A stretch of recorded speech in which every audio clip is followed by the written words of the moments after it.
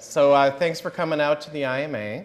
My name is Scott Stu. I'm the Curator of Audience Experiences and Performance here at the museum. And we're joined by Dixon tonight, our special guest. And before we jump into things, just a couple of quick kind of format for this evening, and then also a couple announcements for upcoming programs, which I'll start with that. So tomorrow night, we're actually doing our last program for Butler Arts Fest. So we're doing a music and movies. So this is our third one. Tomorrow night, we're going to be actually in the underground parking garage at 7 o'clock, showing Pump Up the Volume, the Christian School-Aided classic from 1989. We'll also be partnering with Classical Music Indie and doing our mixtape matchmaker. So if you bring a mixtape tomorrow night, we're going to interview you beforehand about your mixtape. And then we'll show the film at 7:30. So, and we're doing student pricing for everybody for that event. So it'll be $5 across the board. So if you want to come out and watch a underground movie, Underground, tomorrow night's the time to do it. And then on this weekend, both Saturday and Sunday, we'll be hosting the perennial premiere here, so our annual plant sale event. But we're also doing this year some talks around that. We're doing some making activities, and we'll also have Sun King and New Day Meadery out here for the event, talking about their product and also serving as well. So join us this weekend for that. And the last thing I'll mention is that kind of more related to Mar being here, is we just got announced last week, but we will be the first U.S. host for Museum Next, which is a European museum conference. It's going to be here September 26th here at the IMA. We're really excited to be the first U.S. site for that. It'll probably come up, yes. Yay. And I know tonight we have a lot of people that may be interested in hopefully doing this, but the call for papers is out already for that. And I think it's out. I think it's open until mid-May. Is that correct? May 21st, I want to say. Yeah. So, in the theme for that, we're able to kind of spin this very quickly based on some of the events the last couple of weeks. So, the theme is inclusion in museums. So that will be our theme for the event. And it'll be interesting to see what kind of papers we get from that. And Museum Next draws, because it's been in Europe up until this particular edition of it. But this will be a mix. We expect to have some European speakers, but also some American speakers for it as well. So mark your calendars, and I hope a lot of you can make it to that conference. Submit papers. Exactly.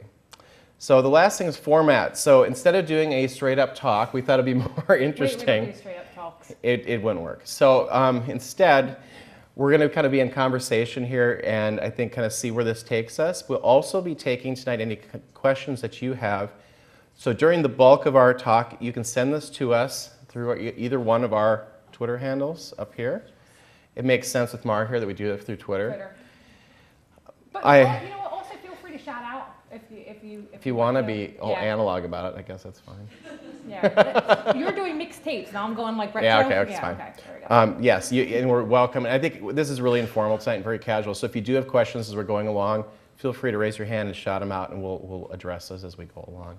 Are you comfortable with that? Yeah, I just want to make sure. Did you link that out? Because people are asking for a link. We are trying something. Okay. I wanted to start when you guys. Okay. So we're periscoping. Does anybody know what Periscope is? We're live streaming from. So say hi to our Periscope audience. She's going to start it out. Yeah. So, now say hi to you. Yeah. So it just went live. Hello. Yeah. Okay. Periscope audience. So if you don't know, Periscope is a relatively new app. Yeah. Couple weeks. And it's to do live streaming across the world. So we are live streaming right now to who knows how many people across the world. Moment one user across the world. Or she sends love. Yeah, don't worry so, about it. Yeah, okay.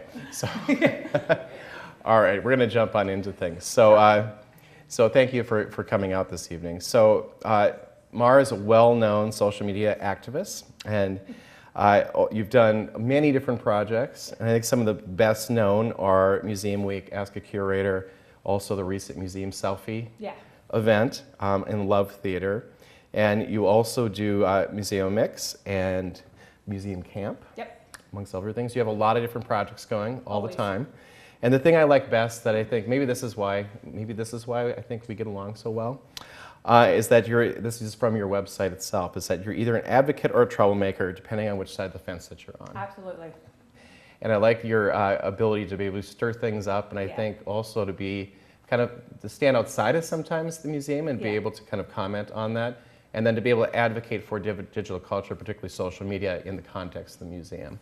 So as a starting point tonight, what did you do before there was the internet?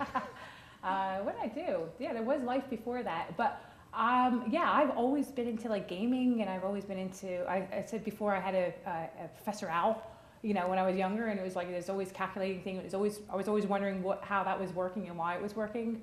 So yeah, I was very lucky that my first job was with the Attorney General's office when they were just going to word processing and mainframe computers. So that was when I was 17.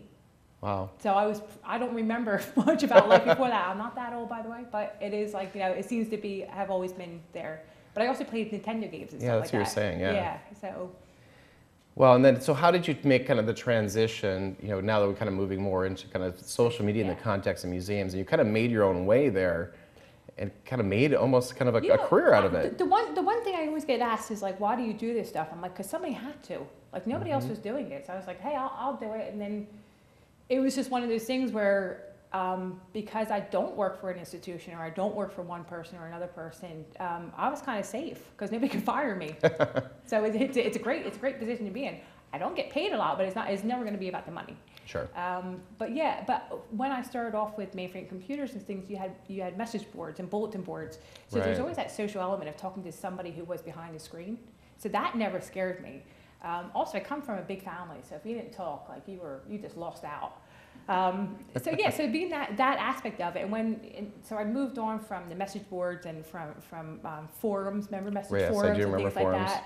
And then, you know, Facebook and Twitter came along, and it was just a natural progression to go on to that. It's actually funny when you mentioned forums. So my prior job is I actually managed AMNartist.org. It was a Walker project. But there was these really active forums back in the early 2000s, and the last post ever on there, it wasn't because we turned it off, it was because it was the last post.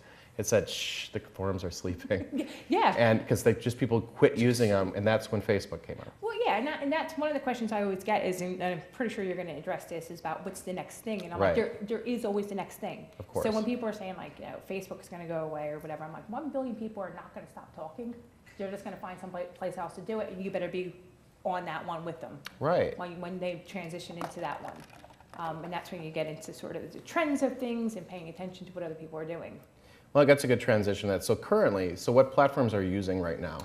I stick with Facebook, Twitter, Instagram, Periscope, because that's what I'm comfortable with, and that's where my audience is, or that's where people who are talking that with my subjects are there. But I do tend to say my daughter's 13, and I tend to follow her around social media. So I got onto Instagram because I was trying to figure out what my daughter was doing.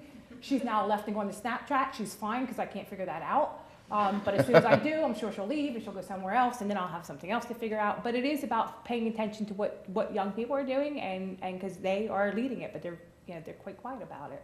Right. So stalk them. Well, and, obviously, I think it's always on to the next thing, and things do fade away. Are there certain platforms you see right now that are waning?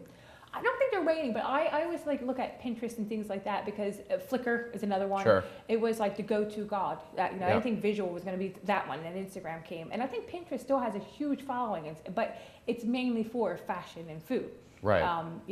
I said to you, like, Asian art won't do as well on Pinterest as it would on Instagram, or as it would on Facebook type thing. So it's about your personal collection and seeing what your followers are doing. A lot of people are looking into jumping ship with Facebook, and I keep saying that's still a hot one to be on. You're do more damage not being on it than to make it slow. So it seems kind of preemptive in some ways, of almost like thinking it's been around too long now and it's going to move on. I think we got burnt a lot of times with some of the platforms we look at. You mentioned about MySpace dying now, and it's like, everybody put all their eggs in one basket with that. Right. We've learned not to do that.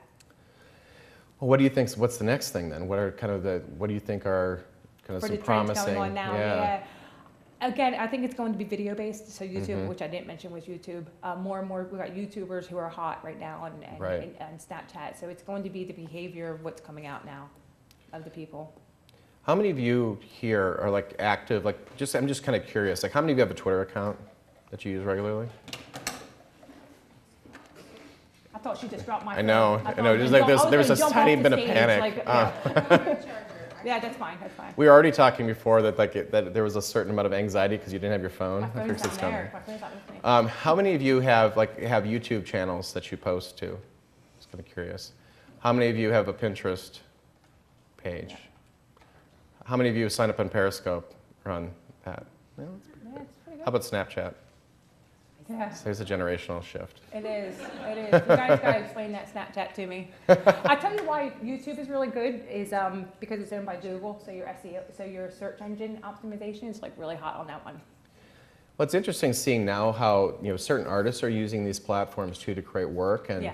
I think maybe I can't remember what I was telling you. I was telling some of my staff today. So the Walk Art Center where I was at prior, their shop actually has a new thing they're calling the intangibles. Yeah. Did you read about this? So one of the artists, Alex Silk, actually put out a set of photographs through Snapchat. So you bought the suite of photographs, it was sent to you, you looked through them, and then they're gone. So you got one experience, and there was never anything there. Yeah, that would annoy It's a little me. bit of a gimmick, but Yeah, especially. I think what's really interesting though is digital artists are having a really hard time right now Right. because they're thinking that they're making art and put it on YouTube and that's digital Yeah. art and that's not really the definition of it. But then you say, what is the definition? I have no idea because I'm not an artist, but I know that's not it. well, let's move into well, I have one more question in this vein. So how many actual like Twitter accounts do you manage in Run? 12. 12? 12. Yeah, I know, sad. I see a sigh of like people going, oh man, she needs a life. But you just do it off your phone and it just comes up. And not all of them are as active as my main account. Sure, So. of course. So let's move into a little bit more into kind of this in the context of the museum. So I think one interesting question is like, so what are museums doing wrong as far as social media? You start off And that's with the rest of the night. No, I'm jumping right in. Yeah, So. I think that they're using it to broadcast and they're forgetting the word social. And I think that's the number one element that most people who fail on social media is because they're not being social. They're talking about themselves, or they're talking about their activities that are going on, or even if they are showing the painting, they're going, okay, here's a painting from da da da da, not going, do you like it? You know, a simple question. Everything should be phrased as something that you would want to answer or make that social element there. I walked around today and periscoped, and then I also did some photos today. And when I was doing the periscope, I would stand in front of a picture, and if I didn't get any hearts, I was like, oh, you don't like this, let me show you this one, I'll get hearts. So although I was getting that reaction, it was a social thing that was going on there. And I also think that they're not giving everybody access to it. So there seems to be one voice, which I think is completely wrong, because there's not one voice in a mission for any museum. There's always going to be multiple threads that are out there. So I always give like the example of the Natural History Museum, which has, I think the quote was 50 Twitter accounts now for the Natural History Museum, because they let the curators have them. There's a lady, she's Fly Girl. She curates flies at the Natural History Museum. She has like this cult following of 8,000 followers. The paleontologist, who is all about the dinosaurs, only has a couple hundred. So you would think that would be the complete opposite. But the museum has let whoever wants to have an account and speak about what they're doing. They still have their main account, but Right. you know, it's about letting those multiple voices come out. And I think once museums let go of that power and say it all has to go through me, it makes a big difference, and it makes a big difference in morale. Well, I think it's that control thing, right? Power, control, yeah. And that flows over so many different departments too. Well, I think there's a level of trust, and I think it's to kind of trust that people are on mission and they're going to represent well. And I think now that social media's been around enough, I mean, we talked about this a little bit too, is that, and I think you could speak to this, is like, I know that my personal accounts and my accounts to the museum blend together completely. I would never put something on either. Yeah. That would be, that I know would come back to haunt me. Yeah. Just one has a lot more of my kid than the other one does. But kind of knowing that they flow and they become kind of an identity there. And I also think that giving that power over to your employees, and if you worry about it, I always say to them, if you're worried about it, then why did you hire them? Like, if you don't trust them, they're going to be talking to the public. This is just another vessel for them to talk to the public. And there's a big power issue there. I don't know if it's just power. I also think there's a misunderstanding, because usually management, and I don't mean all management, because who's ever periscoping, I don't mean all management, because there's a lot of cool ones, but I think management only know of the negative stories in the press. So media plays a big role in what can happen and doesn't happen, because they're like, oh no, that one tweet went viral, and you say to them, what does the word viral mean? And they don't even know. They just know that it's a bad thing, right? So it is that education also. It's funny when you mentioned the viral thing. So I was going to avoid all the cat stuff, but I'm going to say one little side thing. So when I was at the Walker and all the cat video stuff was going on, I got brought into the marketing office and like, that was great what you did there. Can you make that happen for everything else? Yeah. And like, it doesn't work like that. It's Because if I could do that, I would make so much money. Yeah, I think because I've gone world trending a few times, people are like, okay, can you tweet this out for me? I'm like, yeah, I can, but it's a different time zone. I'm gonna go nowhere. So right. yeah, it is all about knowing that, who's on when. Well, I think that comes back a little bit to the timeliness of it. So we talked a little bit about this, about like when you have multiple voices, when you loosen up some of that freedom, you have the ability to take advantage of things that happen much more quickly. On the spot. And to have something that has to go through a certain protocol, to go through a certain system, you just miss opportunities because of it. Absolutely. Especially, and it's so scripted by that point, and we can sense that. We can smell out a scripted tweet in a heartbeat, or something that was on Facebook that was scripted. And again, now I'm just going to either mute you or unfollow you because you're not being social. Right, and so now you just lost an advocate. Right. Because now I'm not going to tweet you. Now I'm not going to talk about you. So. Well, and I think what you're saying then too is like, I mean, this is like, knowing that there's people from our departments here, even in the audience, but it's like decentralizing social media from a marketing department where it often lives in a museum to being a more shared voice. Absolutely. I still think there needs to be probably a head of absolutely. Thing, but so there is a Natural History Museum London account. It's still there, but they will retweet every once in a while the paleontologist or the fly girl, just to let it out there. But it's giving that own voice, and also it is ad hoc. So as they're walking through, maybe at night or they're working late, they could just take a picture and feel like they can share that and go, here's the museum at night, or here's a flower you haven't seen type thing. Right. And it makes it more personal. Well, that feels like, some of the things that have the best traction, at least what we've seen here, is like behind the scenes, like seeing something that, right? Yeah. You're getting a glimpse into something that you aren't able to normally see. Your role on social media is to be the eyes and ears of people who aren't with you. And that's how I see it. So when I'm walking, I might not like the art, or I might not like the collection, but I know that I'm really lucky with what I get to do, and I get to travel. So I'll tweet a picture and say, here's this is within the collection. I usually pray that nobody asks me questions because I'm not an art person or I'm not a collections person. But I am always the eyes and ears, and you should use social media to be the eyes and ears to share what you are seeing for people in that moment. Well, will you speak even a little bit to like when you've been here the last couple of days of walking around and using Periscope around our collection? Yeah. And kind of just some of the things you've been able to trigger some conversations just from that. Yeah, it was Sylvia and I did one today. We did several of them today, which was nice because she was able to talk about the art, because I was just kind of pointing at things. I did the contemporary art. I think it was the design type thing. And I was getting people going, like that, don't like that. I got into an argument with the guy who refused to believe one of the objects was a stapler, so I had to go back and prove it to him. I don't know, but what's really great is like he was from Italy, and I'm going, is this a miscommunication between language? like where's the issue here? But I was also able to share pictures on Facebook and on Twitter, and people were so impressed with the eclectic collection that you guys have here. And then when I went upstairs and did the Periscope on the lady doing the live conservation, that went mental. There was like 164 likes on that one. Right. And it's out in the open. She's not downstairs in a basement like most of the conservatives are. And just a little dialogue with her, and then people started asking me questions that I got to ask her straight away. About the different paints and why she was using a certain light and what it was like to get the questions, and that was just me being the eyes and ears for other people. Right. And I think, somewhat our role as museums, how do we prompt those things without having to put like, here's your moment, tweet about this. It's like actually do that. No, so one of the things that I love is when I go to a museum and I see a wall with a hashtag on it, because now I know I have permission to Instagram and tweet that because you just put a hashtag there. So the next thing I'm going to do is look for Wi-Fi. Because you have hashtag there, that means Wi-Fi to me. Which isn't always the case in every country, but it's getting better. But it is that little sign gives people permission to share. Yeah. So now I know I'm allowed to have my phone out. Now I don't have to worry about photographs. Now I don't have to worry about. I will always ask about Periscope first, because that's a new medium and something different. But a hashtag is such a simple way to say to people, yes, you can talk about this all you like. Right. Let's talk about that, because you brought the Periscope. I know.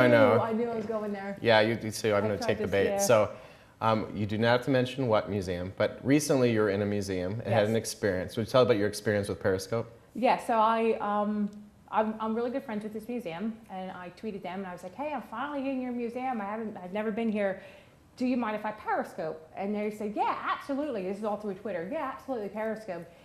I start Periscoping, people start following, and the security guard comes up and says, ma'am, you're not allowed to take any video here. I failed to shut the video down during this conversation, so people online, live stream. It's live stream. So people are hearing this. Now, the security guy is just doing his job. I'm not mad at him at all, but I didn't want to look like an idiot, so I'm going, no, but I got a tweet here. And that's when I realized that this was being recorded, and it turned into a Twitter storm. It turned into a Twitter storm because I had asked permission, and people saw that I asked permission, and then this happened. But the great thing is, and you know, all credit to this place is they changed their policy. So this happened on a Saturday, or on a Sunday. They're closed on Monday, and Tuesday their policy was done. It changed, and everybody everybody within the front of house and everything was told about it. Which is going to keep happening with all this new technology, right. And we can swing right into wearable technology if you're ready. Let's go there. Yeah. Because wearable technology is another big passion of mine, and I think that's going to preempt a lot of changes or a lot of people hiding behind closed doors. Well, I think so. So I mean, so what do you think's working with wearable tech? I know it's early. Yeah, it's very and early. you know, things like Google Glass have kind of like not really taken off. Yes and no. So with accessibility, they've taken off majorly. Sure. So that's one thing that the media hasn't talked about, which again, this is where I will not bash the media, but I often say if it wasn't Google Glass, if it was a startup like Pebble, that we probably would still be seeing this out there. But because it was Google, it was evil because it had a camera. Right. Yeah, but Pebble is a startup, and it's a watch, and it's you know, it's like the Apple Watch, and I have one, and anytime my phone buzzes, the watch does something. But the fundamental flaw is I don't wear a watch, so that whole behavior was not there for me. At least with Google Glass, I gotta look, right? You gotta look out. You look like an idiot, but you still gotta look. So you got but I often say to people who have like Fitbits and stuff, I'm like, yeah, everybody's like data scared. You know, where's that data going? Who's doing this with Google? But yet you ask people who have Fitbits where their data is going, they have no idea. And it's going somewhere. It's going someplace. It is. Oh. Exactly. So, but if you're scared about people and right. knowing that you got a hell of a life ahead of you, because that's all we're going to be doing at this point. So my thing is like people know me, they think they know me from online, you know, but you talk to my daughter, she'll tell you the real story, you know, but you can have this perception of what you want to do and how you want to do it. And I don't curate too much about what goes online, but I am cautious. But I don't care about GPS because I'm usually lost. So I usually say to people, hey, help me out here. This is where I'm at. But I don't see a fear in letting people know where you're at. I think that there's the media scaremongering of people are going to track you, and people are too bored with life. You know, they're doing their own things. Well, I think somebody had a kind of an interesting analogy, like thinking about Facebook. That if you'd have said 20 years ago that you're willingly going to give all your photographs, every place you've been, all your family members, like just out to the public, I think you're crazy. But we do it all the time. Well, I am, but besides the point, I think it is. But my argument with wearable technology and museums is that it's not going to go away. I think in the UK it was like an 8.1 billion industry last year.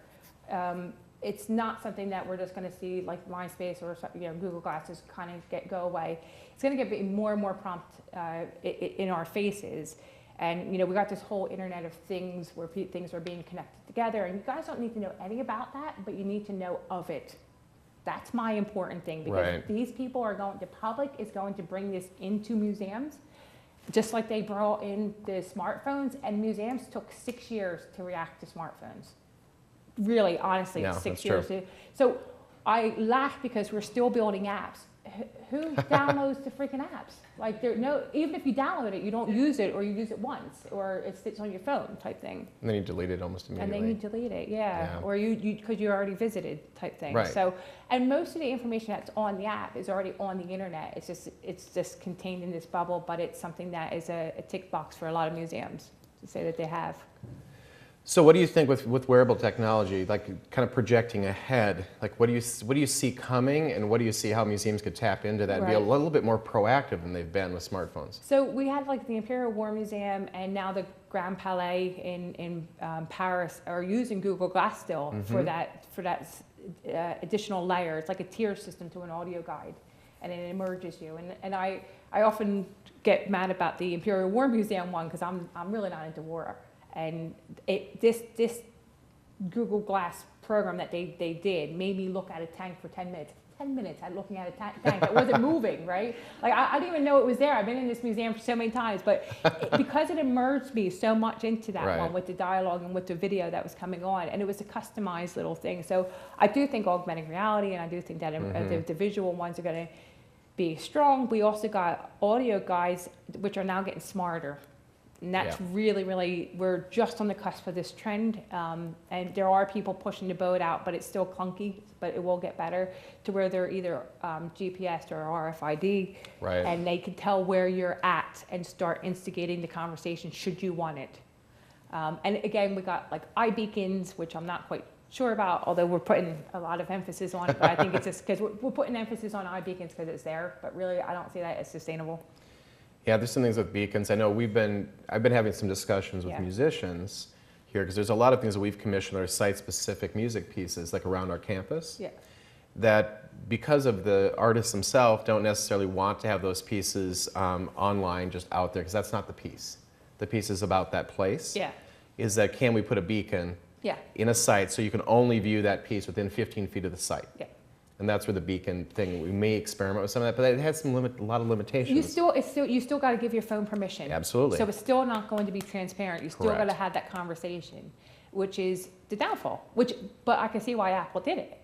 Right. Because Apple doesn't want to become Google and getting like on people getting scared of them. So it's an intelligent move on their end, but it's still not seamless. Yeah.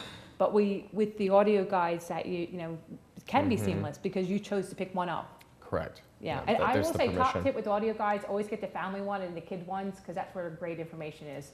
The adult audio guides suck. They talk at a level that's like up here for some reason. And it's always like a high-pitched voice.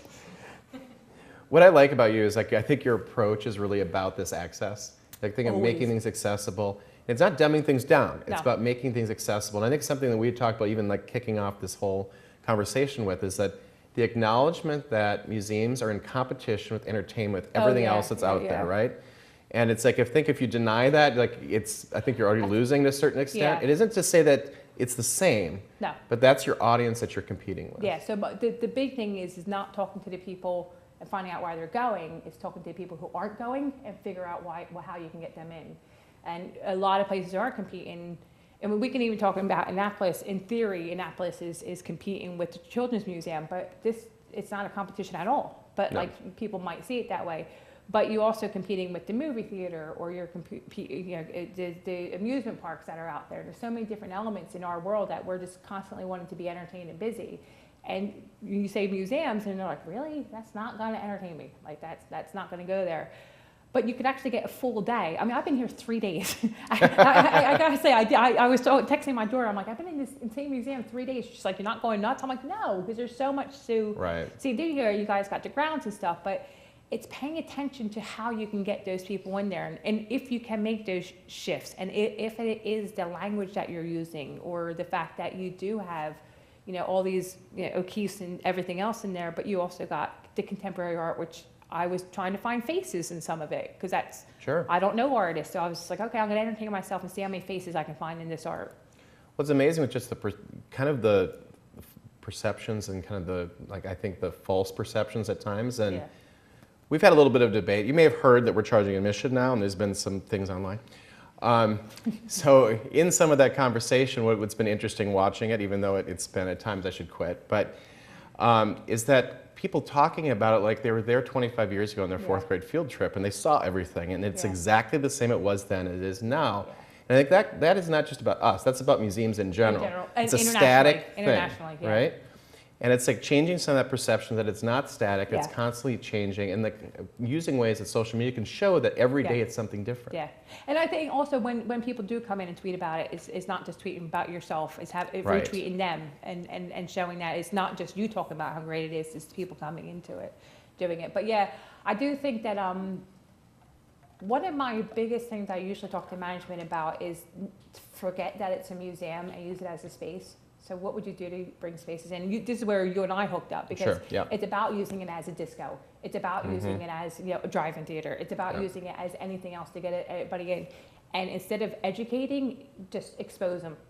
Yep. And if it works, it works. If it doesn't, it doesn't. Like I always brought my daughter to a museum, and our thing was to learn one thing. And the one thing could be what cake we liked. It didn't have to do anything about the art. It was not, there was no pressure whatsoever about it.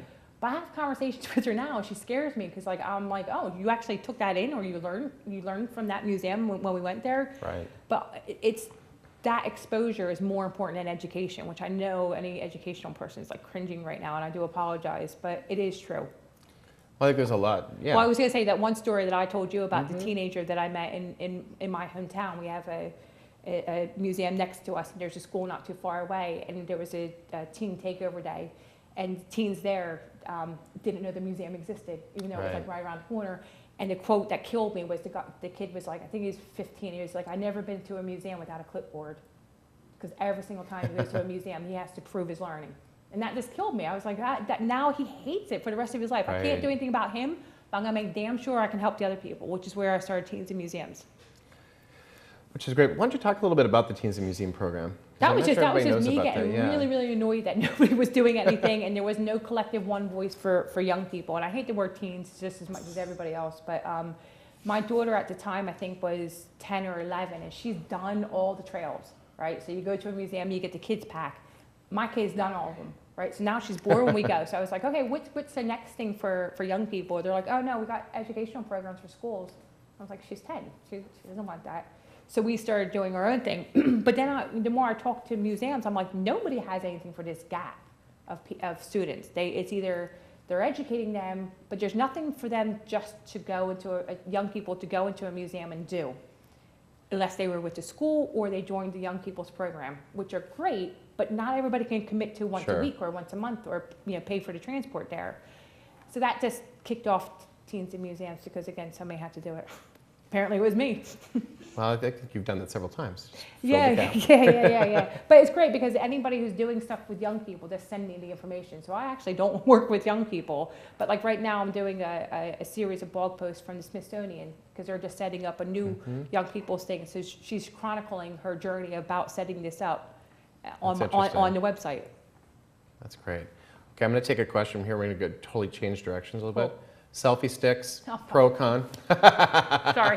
No, that was appropriate. So. Yeah, no, I never swear. No, I hate selfie sticks. I hate selfie sticks. Which I know a lot of people are like, but you're like, you do museum selfie day. But up until museum selfie day, I also never did museum selfies. But the stick is just obnoxious, right? So like you do this, that's your personal space. You do this, you stick out. Like now you're. Does everybody know what a selfie stick is? Yeah, it's a weapon.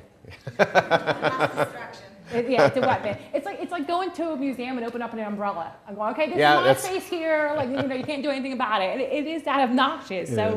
But outside, you want to do it on the garden. You want to have one. That's fine. And I'm not anti them. I'm anti them in the museum. There's a clarification there. Well, and it's interesting how quickly, again, like policy changes very quickly to banning them. Because it had to happen. Yeah, so I got a phone call one time. I was in London, and I got a phone call from a reporter, and she was just like talking. And at the end of it, I was like, "Hey, can you tell me what this is about?" I usually should have asked that first. I learned my lesson to always ask that first now. And apparently, National Gallery had said no to selfie sticks. And next thing I know, I was like on all the news as the anti-museum selfie stick person. So I was like, because I thought because it was in the Times, and I thought it was going to be in the Times online, and it was like actually in print. I was like, wow, this is scary. Like you have to go to now. So I gotta not say things, or I gotta like figure out what they're talking about from now on. Not that I would change, actually, though. Well, of course not. It wouldn't be you, right?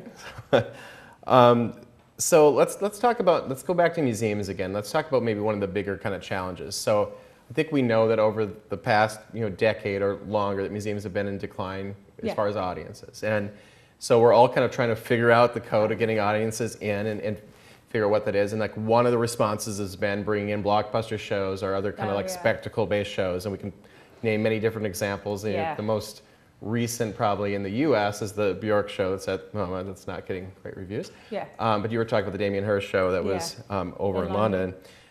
So that's one response. Another is figuring out new ways to kind of utilize what you already have, but engaging an audience differently. I mean, what's your take on that? So my whole thing, and I think it addresses everything that I do is about community, and you're making communities no matter where you're going. And with blockbusters, it's a revolving door. Like you're getting the people in, you're getting the people out. When you do consistently good work, you're building communities of people who are coming back to see what you have next. And and then again, it goes back to the advocacy, and they're part of you, and they start saying we. And that's such a big thing when you get just people saying, "This is my museum, and I'm going to take ownership of this museum, and I care about this museum." Huge shift, huge shift. And you can't do that with blockbusters. You could try all you want, but it's never ever going to work with a blockbuster. Are you saying you should never do a blockbuster? No, I think you have to do them because it's going to have that spark and it will get new people in. But I don't think that should be the only solution. I think you should invest more time in the community aspect of things. And what have you seen? I mean, do you have some examples of places that really do community well?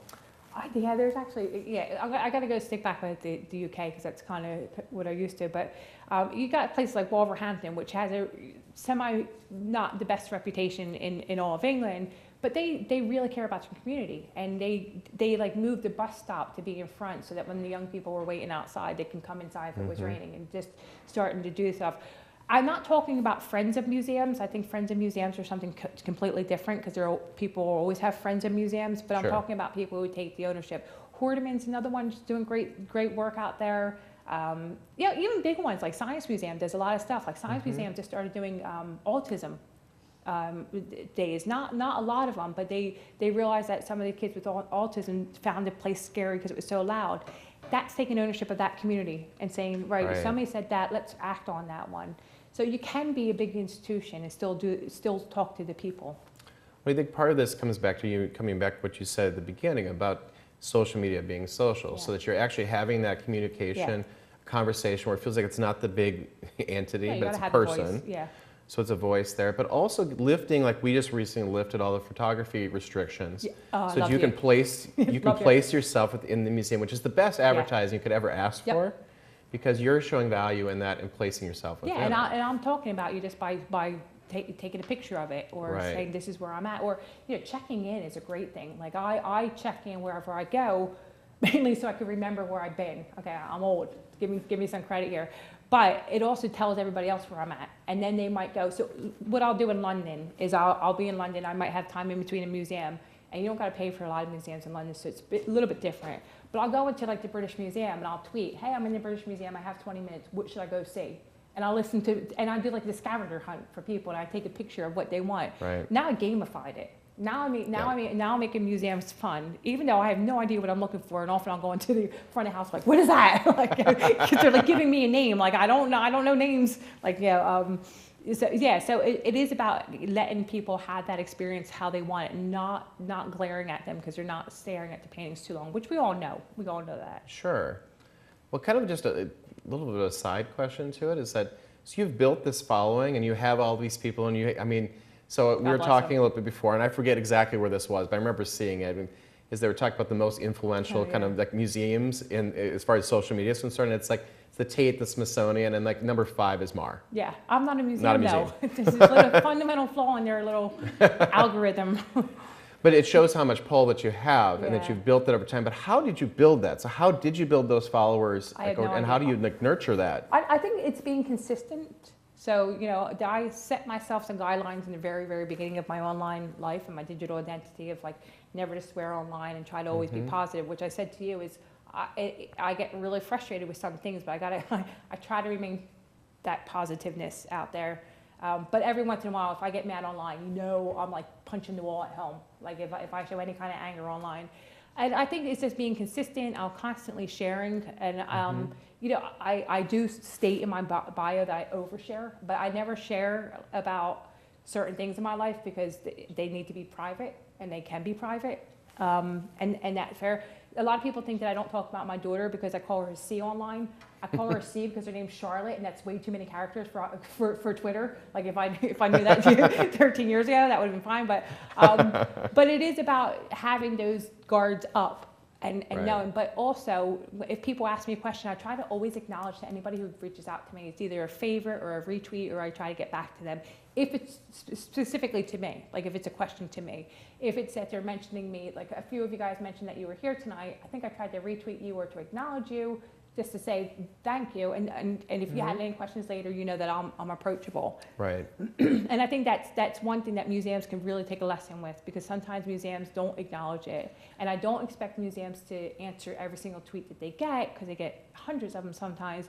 But you just go and you nip one and you answer it, and now you just made an Right. advocate of that person because you just acknowledge them. Well, I think that's where people get angry at times, and they feel like they're yelling at nothing. They're not hearing anything Yeah, back, but if they look at the timeline and say, oh, well, they answered other people, it could just be Right. like Smithsonian can't answer Sure, of everybody. course not, So it's yeah. just a matter of grabbing one or two and acknowledging that one. But if you're a smaller museum, by Yeah. all means, there's no reason. Even if the answer is, which kills museums, I don't know. Right. If you got to say, I don't know, or I got to find out, that's not a mentality of museums normally. Because Right. they are known as an authority. They're academia. They're supposed to know all. Social media says you're not God, and that's painful. But Right. it's the truth, right? So So, kind of a related question: how often do you have to block or unfollow people on any accounts? never. Because if they annoy me, I tend not to follow people until I have a conversation with them. I don't tend to. I don't think I've ever blocked anybody. It's impressive. Yeah.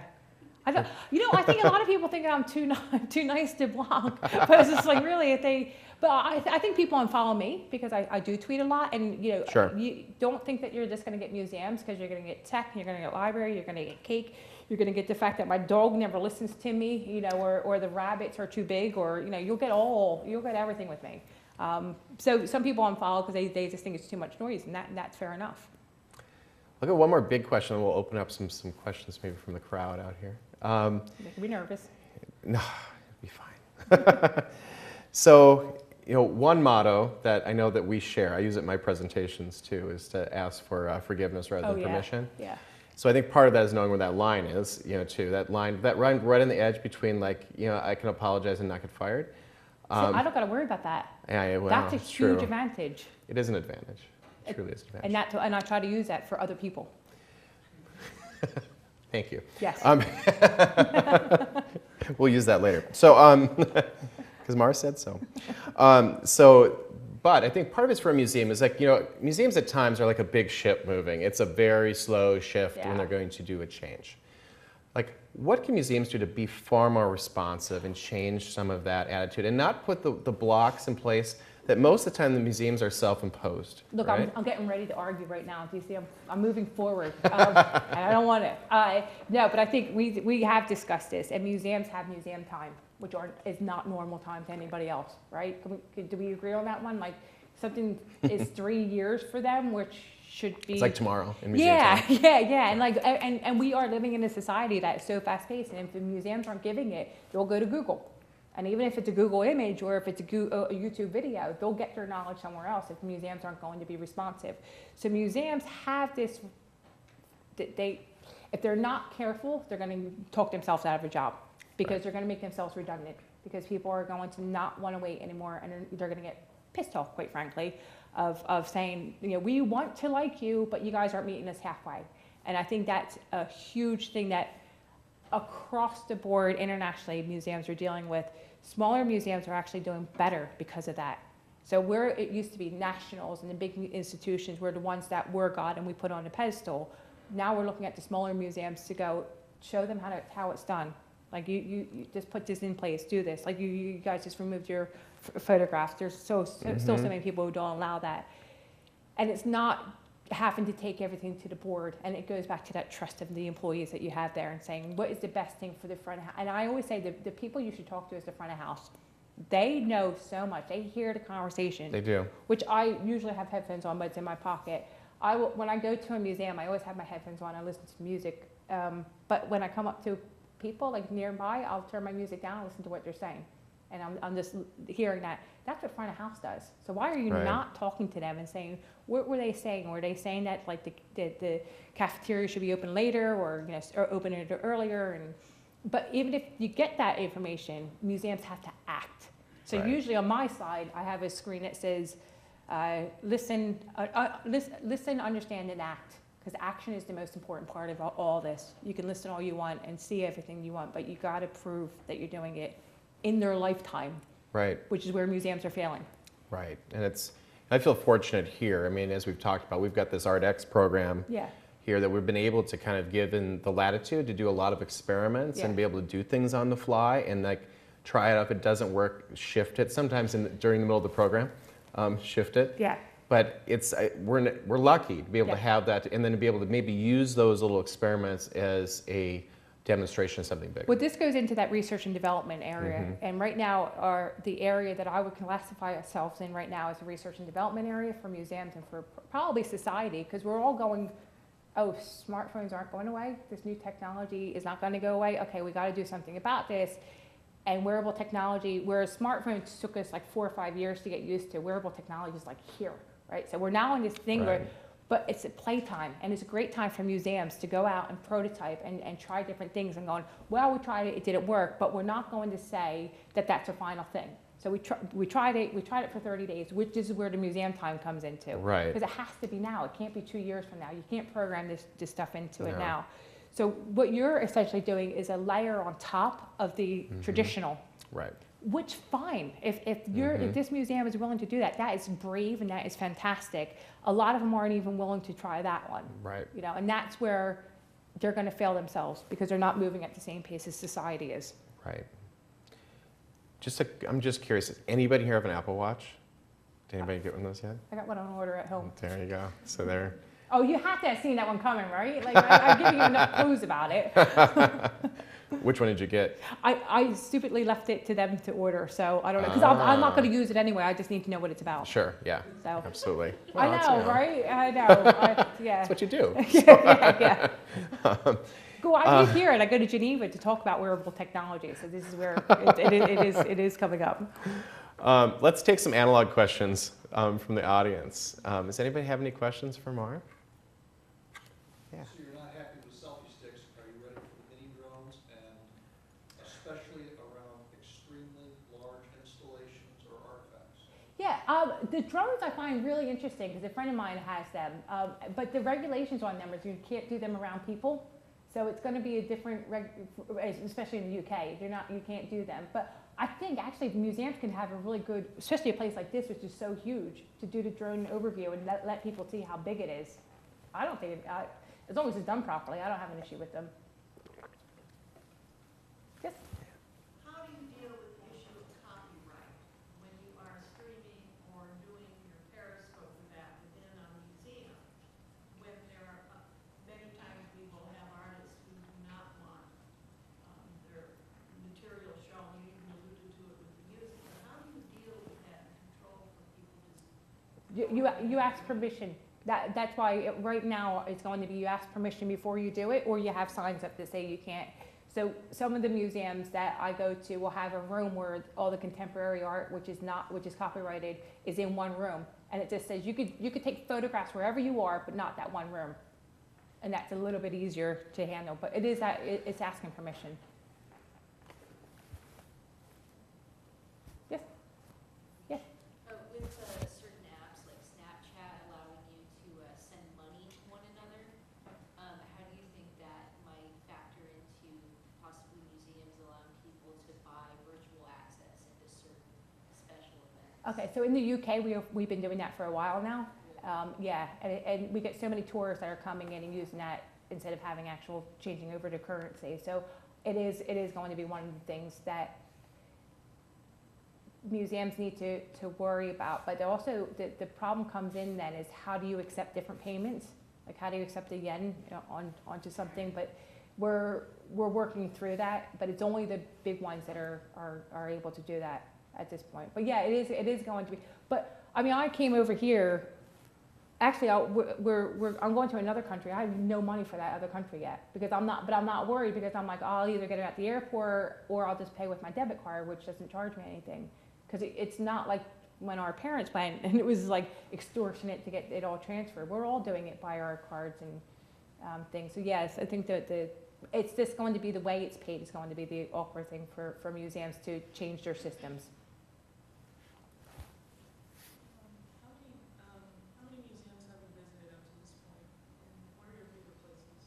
Natural History Museum in London is always going to be my favorite, okay? And I could tell you why.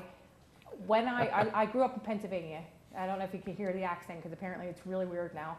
But I don't know if anybody remembers encyclopedias, but I am that old that we had an encyclopedia, and in one of the encyclopedias was a picture of the Natural History Museum in London. And I was like, that is amazing, that site is amazing. And then I went to England, I moved over there, and I literally dropped off my suitcase and went right there. And so I helped them like with their social media in the very beginning to get them online and stuff, which is why I talk about them a lot. But I don't know how many I've been to. I'm very, very lucky and very blessed about what I get to do. I get to travel around the world. I've been to Russia for 3 weeks, and I met you in Northern Ireland. Northern Ireland. I met Sylvia in Poland. Yeah, and I just pick up strangers along the way, as I had apparently, but they're all good. But yeah, no, and the beauty of it is I always pick up something good out of every museum that I go into. Even if it's a bad experience, I pick up a lesson that I hopefully translate into a good positive spin on it at the end. So yeah. Can you share maybe your top 1 or 2 best experiences museum-wise for a show or an audience engagement initiative that you've experienced in the past couple of years that just springs to mind right away? Yeah, that's clearly not. Yeah, I don't know, because I don't want to keep going back to London is my main issue.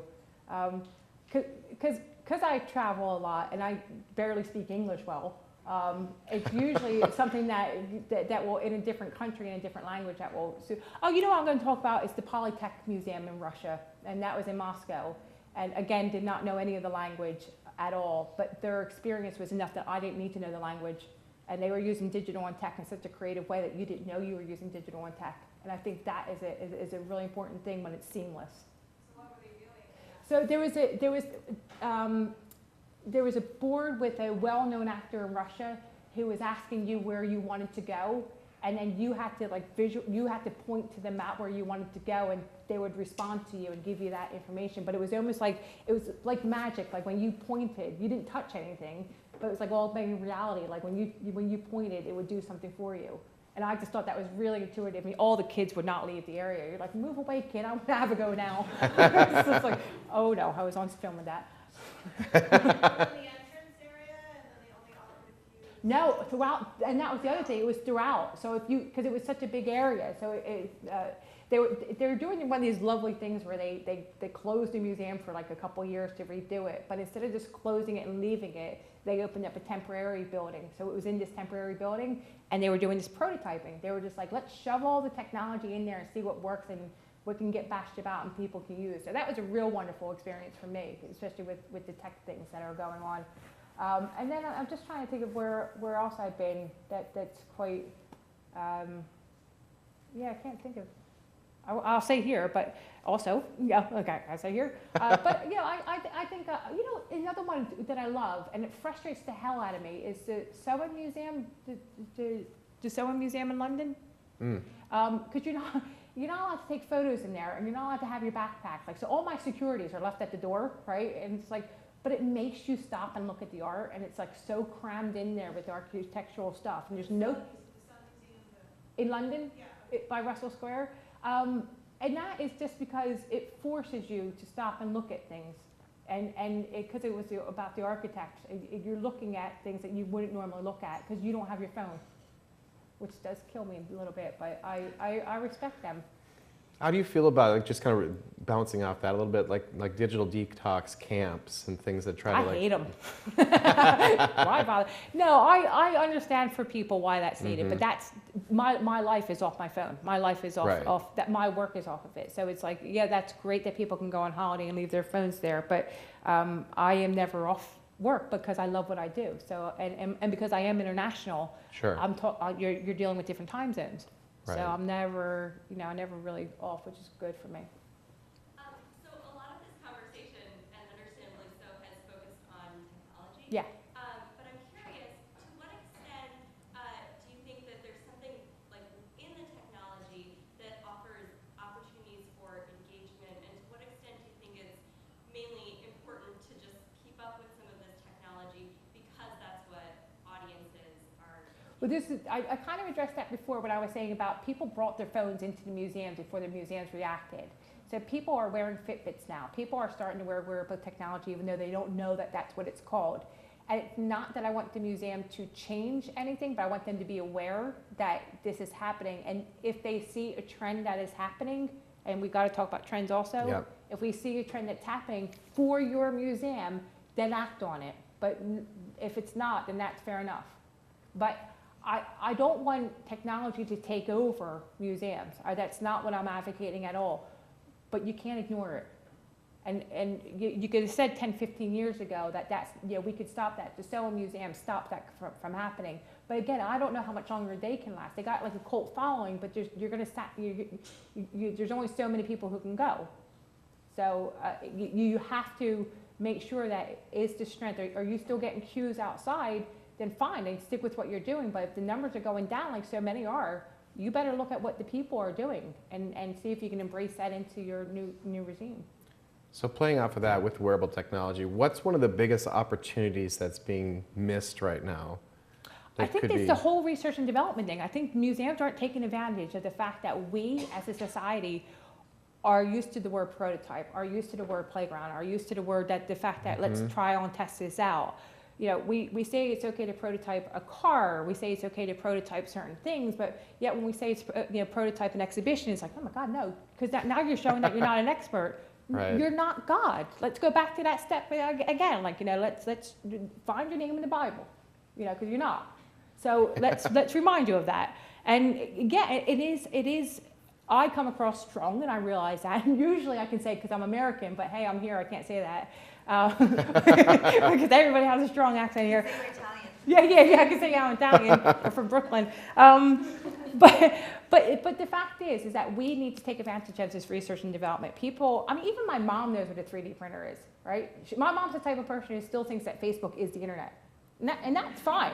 And that is absolutely fine for her to do that. And she doesn't know about Twitter, which is really great. Because it's bad enough on Facebook. But yeah, I think that you need to start playing and get into 3D printers, which is where MuseoMix UK comes in, and which is where the MuseumCamp type thing comes in. Right. And it's about listening to the people. Because I like, one of the big things that I do is I don't just talk about museums, right? I do. But I also work with publishing, and I work with tech, and I work with charities, and I work with other ones, and you listen to what they're saying, and you see what you can extract into, because nobody has money.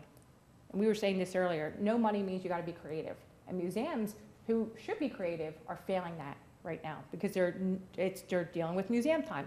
They'll start being creative 3 years down the line when we're all at the amusement park. Yeah, okay, it goes so many different directions, but we'll go this one. What are the trends? Well, wearable technology is one of them, research and development is one of them.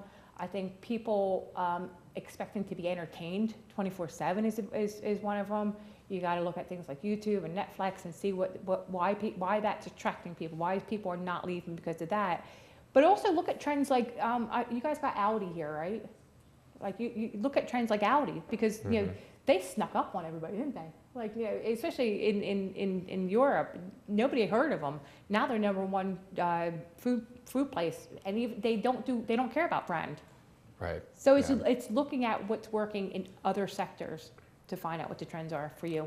Well, I think here, it's like the whole slow food kind of movement and like things that are more local. Yeah. Localizing things, and I think there actually is a movement a little bit, almost like a little, not so much against the technology, but an idea of slowing down. Yeah. is that there is, like, it does move too fast at a point, like, how Yeah. do you slow it down? It doesn't mean I have to put my phone away. But No, never. But I think the recession also made us look Yeah. at things differently. So we were all moving at a certain pace, and the recession happened, and we all were like, "Whoa, we don't got the money for this luxury anymore." So Right. then museums had to be like, "Well, we're not a luxury. Like this, there should be something that you want to do," which is where layers that you're doing help. Right. Well, then you moved into a lot of collection shows and Yeah, things like yeah. that. And actually, I think that can be a good thing in a way. It's to re-examine what's already there and how do you make that fresh so it doesn't feel like it's just the same static thing that's there Yeah. all the time. And it can be a huge strength I think when you look at it a certain way. I think when you guys come across as learning with us Right. helps a lot also. So when a museum's like, help name our, something like a mascot or whatever, that as long as it's done properly, that could be an engaging thing to build your community up. Well, I think there's a certain sincerity and authenticity in a lot of that too. So This is why I gotta be careful, but this is why marketing right. is No, it's, yeah. I think it's a big piece of it. I mean, one of the prior projects that I did at the Walker, I mean, one of the big pieces of that is that we put a call out to the public that we invited proposals to come, and the big thing is we meant it. Yeah. And that was the thing. It Exactly. wasn't doing it in some sort of token type of way. We actually meant it, and then you got to have all the messy stuff that comes with it Yeah.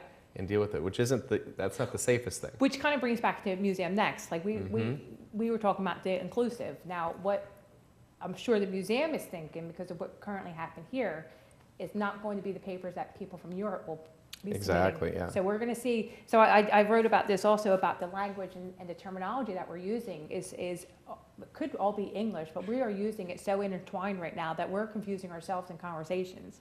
Right. So yeah, so but then it goes back to that, keep asking why or what they meant.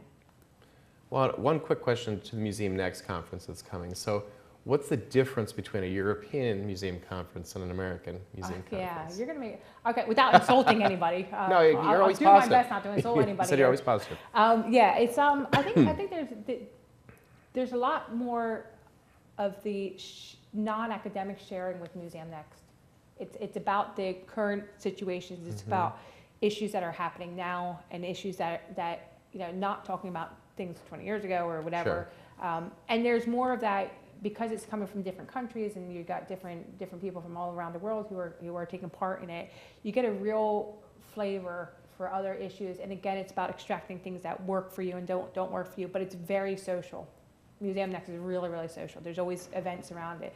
It's actually the talks, you are always engaging in everything, but you are waiting for that coffee moment, and you are waiting, and they're integrated in. And we have this system where, like, if you're talking for more than 5 minutes, just take it outside, and that's great that you're taking it outside. Do you have a couple more questions? Say for Mar? Yeah. Yeah, so how would you encourage somebody who might be like social network shy, so like somebody who has a Twitter and they maybe tweet once or twice, but like they see a hashtag on the wall, they want to share, but they're like, this might not fit my feed, or this might not Go be for my it. real opinion. No, it has to be your own opinion. So you could just say I like this or I don't like this, or you can even just say, do you like this? Yeah. So you don't even have to state anything with it, which is good. But also, I'm going to kind of sound like I'm marketing here, but I'm going to bring in culture themes, which is another thing, account that I run. And once a month, I run a hashtag. And it's for anybody to get involved with. It's the public, it's museums, whatever. And like this month, it's museum stairs. So it's just like, so you just take a picture of a stair or, that's in a museum, or if you see somebody tweeting about it, it's just a really safe platform for you to get engaged with Twitter. And then if somebody tweets a museum stairs that you like, you could then contact them to say, I like what you just did. Now you're starting slowly. Now your numbers are starting to go up a little bit more. I got a good question that came in here on our Twitter feed. Can cultural institutions get comfortable with criticism as a normal part of social interaction and community building? I think they have to. I think that's it. But whether they will or not, I think again it's going to be down to the management. I think mission statements are so important, but I think mission statements are so outdated.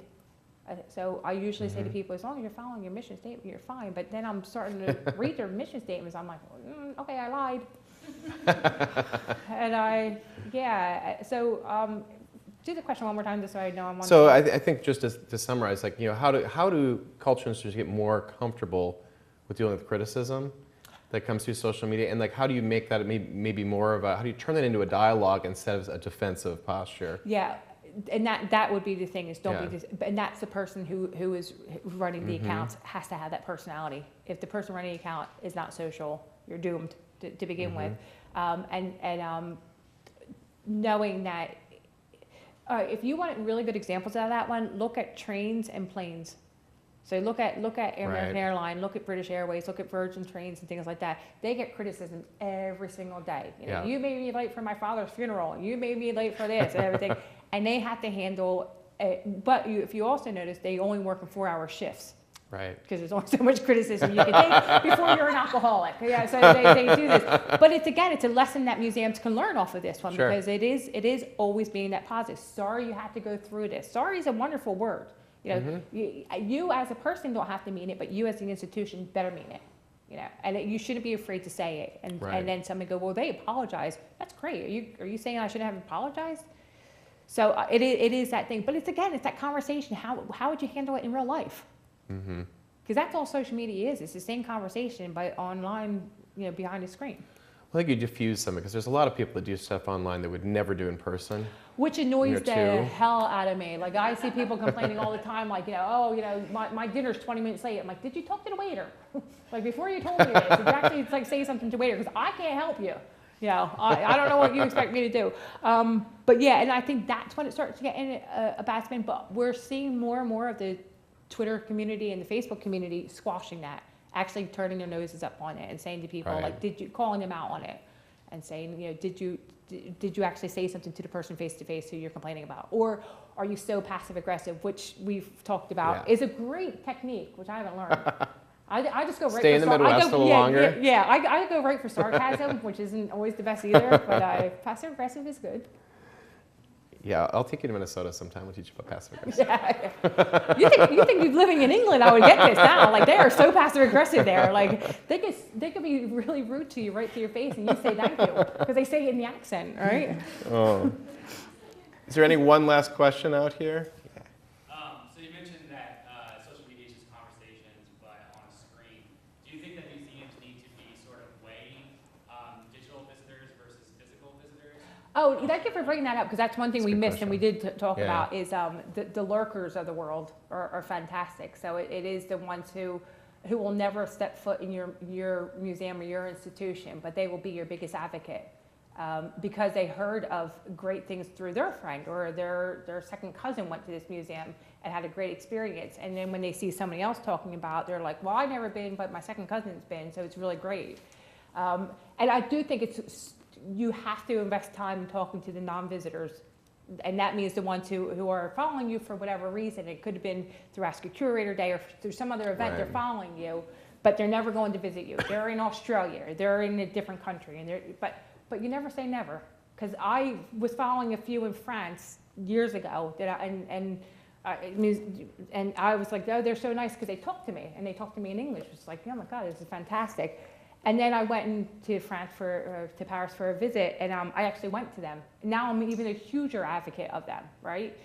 I don't like their collection, and I have to be very honest with it. Like I think it was on social media, the collection was much better. But you know but I'm still an advocate for them. But I was an advocate before, so anytime somebody was even going to France, they weren't even going to Paris. I was like, you're going to France, you got to go to this museum. And it's Museum de Cluny, I can say, but shame that they're going to hear I don't like their collection. But yeah, so it's Museum de Cluny, and I always tell people all the time, like, this is a great museum, and they're like, what did you like about it? I'm like, well, I've never actually been, but they're really good on social media.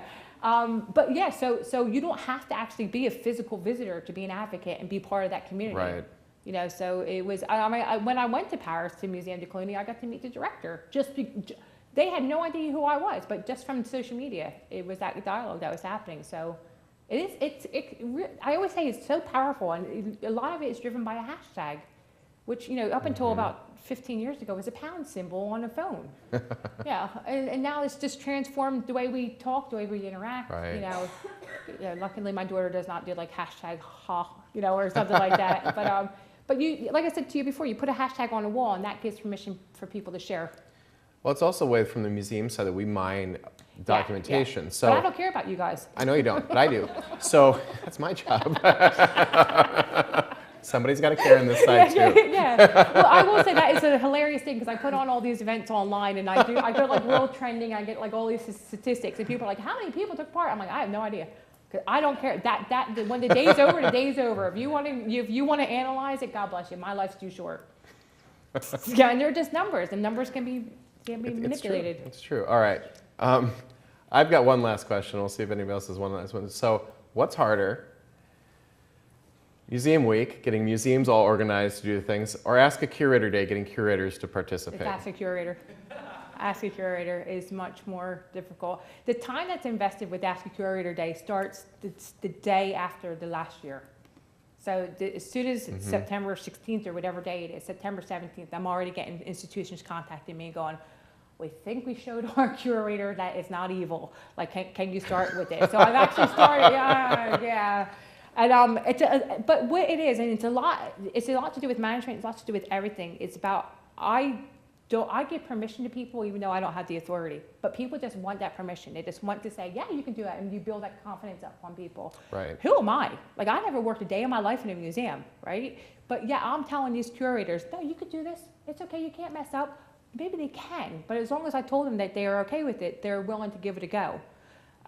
That takes a year for the next one. But we slowly are getting there. I think we had 700 curators sign up this last year. We had about 6 participate from here, Yeah. I think, last year, and it was fun to watch throughout the day because people started to get into it because they got more comfortable. And they realized that it's really fun to talk about the stuff that you love. But people are actually asking them, and that's even they're like, wow, like, we're not cares. Yeah. It's the one day for them to geek out, right? You think that they would be on it and they would be like, hey, let's do this. But they also have that thing of they can't do a tweet, like they'll do an answer over 5 tweets. I'm like, you're missing the point. The whole thing is to truncate it into one. Now it becomes an essay over, spread over. Yeah. When they start doing links, you're like, no. We're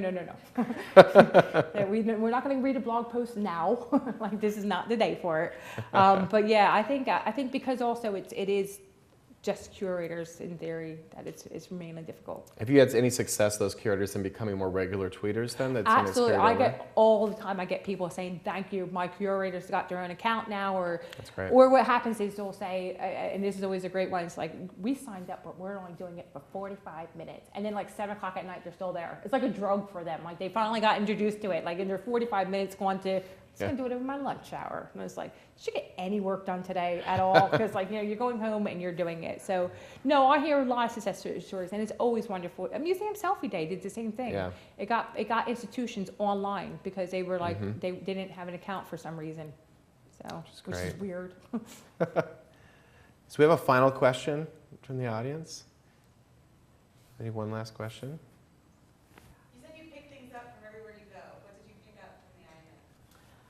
Yeah, thank you. I don't like you.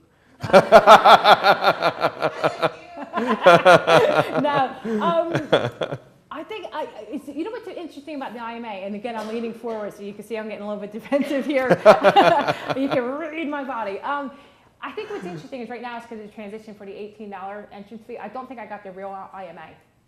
And I can be completely honest with you with that one, because I've been following IMA for a few years now, and I don't feel like what I've seen is actually coming across. However, I think the creativeness that is coming out of this, and the programs and the projects that are coming out of it, and the fact that they're so eclectic with their collection is amazing. And I actually spent time, 3 days here, just wandering around with my headphones and things, and today I've seen a lovely group of silver generations, I'll call them, hopefully not insulting them, who all had hats on for some reason, to young teenagers yesterday that were really engaging with the art, and I forget where I was at that point, but it was like they were actually having like a dialogue.